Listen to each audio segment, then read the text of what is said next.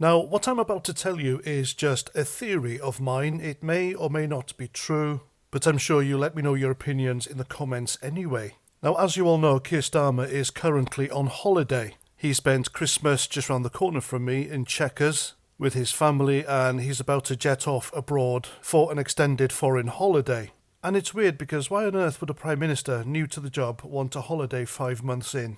Surely he's got legislation and policies to push through. The country's in crisis financially and politically, and his fingerprints are all over it, so why jet off? Now, people in the Labour Party are saying that he's gone on holiday because he's under a lot of stress. And I guess they know him better than us because, for the cameras at least, he's like a robot, isn't he? He's quite emotionless. He doesn't break a sweat. He is a very hard-faced man. I don't think he knows what empathy is. I've seen countless videos of the guy getting confronted by various people and it doesn't blink. It's like, they're screaming at his face and they don't exist to him. He seems all cool, calm, collected. It's quite unnerving.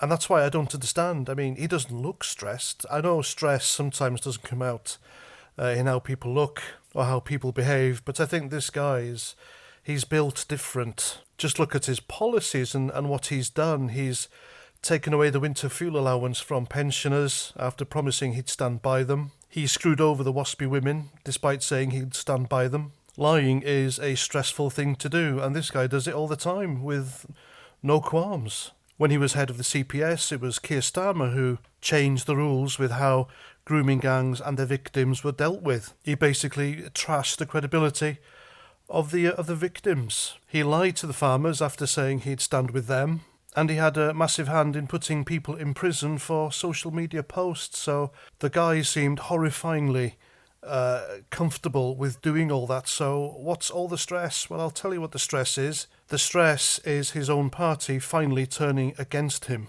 He is rock bottom in the polls. Labour are third to Reform and the Conservatives. Labour councillors have turned on him.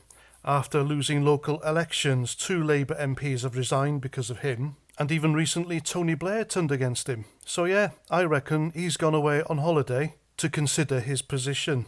And he's doing that because you've got Southport coming up. And Southport, I believe, is the story that'll sink him. Keir Starmer is quite obviously involved in the cover-up here. And it's a massive cover-up, as Nigel Farage suggested. Then he's gone away to consider whether to go now or go later. Is he going to jump ship or will he allow himself to be pushed?